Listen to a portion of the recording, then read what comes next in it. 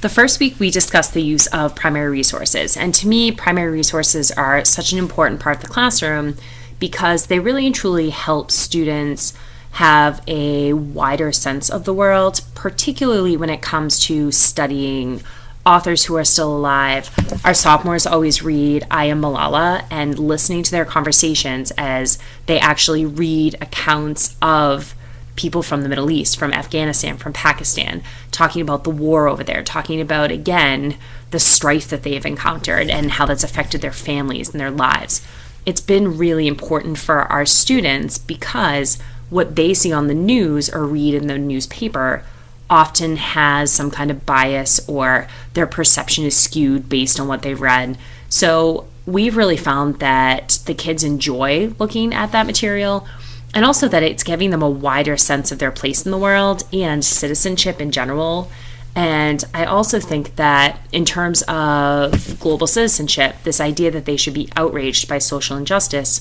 well, oftentimes when they're reading literature from halfway across the world, they don't think that will ever come to me, or I've never had that experience. So it really is important to expose them to that so that they start to think about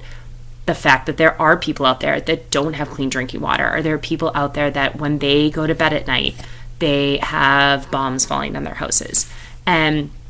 to remove that remote aspect of humanity from the students is so important to me, so that they stop thinking in terms of themselves and other people, and more about the fact that we as a whole are all part of this world is really, really important to me. So that is something that I really do try to work on with the students by exposing them to literature that allows them to take a look at those themes. I also think that the kids need to think more often,